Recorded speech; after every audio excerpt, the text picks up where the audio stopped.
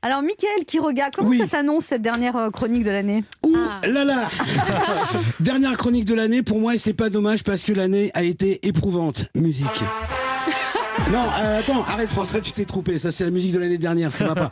Non, 2020, c'est une année marquée par le Covid, la crise, les confinements, les déconfinements, qu'on reconfine aussitôt pour redéconfiner, mais avec un couvre-feu, les commerçants qui ferment, puis qui rouvrent, puis qui referment, puis qui rouvrent à moitié, puis au quart, puis au 1/5. On avait déjà connu l'anus horribilis, mais 2020, c'est vraiment l'anus merdicus. Voilà, c'est mieux. Plus approprié, parce que cette année, on a vu des catastrophes naturelles comme jamais auparavant. Le Psephurus gladius ou Espadonchine est devenu officiellement une espèce éteinte. Et oui, Christine.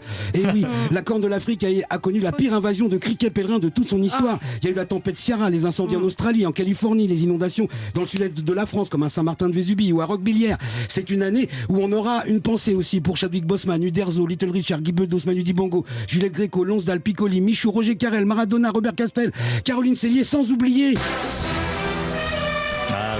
Bond, James Bond. Une année où on a perdu tellement de gens qu'on aimait bien qu'il serait trop long d'en faire la liste. Alors que d'autres que j'aime moins sont encore là. Mais bon, j'ai pas envie de parler de Donald Trump aujourd'hui. Dernière chronique de l'année, avant l'année 2021, donc, et aussi dernière chronique avant le vaccin qui arrive cette fois, là c'est sûr. On a vu les images de ces gens aux États-Unis qui préparent les premiers envois de vaccins et qui versent de la glace pilée dans des cartons. Ce sont des images, moi, qui m'ont d'abord fait peur. De la glace pilée dans des cartons, je me suis demandé si Castex nous avait commandé des vaccins ou des cocktails. Mais bon, je vous rassure, hein, c'est de la glace carbonique. Elle descend jusqu'à moins 78 degrés. Et puis, le gouvernement a commandé 200 millions de doses de vaccins. De quoi vacciner 100 millions de Français. On est 65 millions. Ça fait 70 millions de doses en trop. S'ils veulent vacciner 100 millions de Français, il va falloir qu'on fabrique 35 millions de Français. D'ici à janvier, même si on s'y met tous, ça va être juste.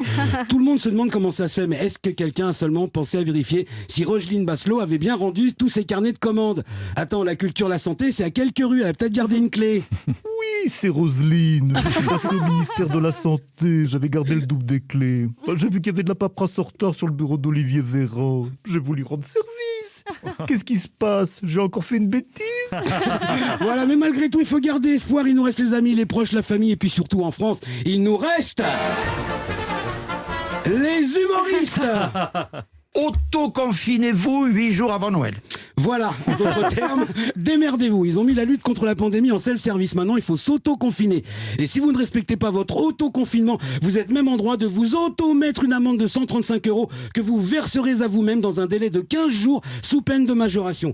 Comme dirait Félix Piat, un auteur du 19e siècle, hein, Sacha, cherche pas dans Google Maps. Beaucoup finissent l'année avec la désagréable impression d'être soutenu un peu comme la corde soutient le pendu.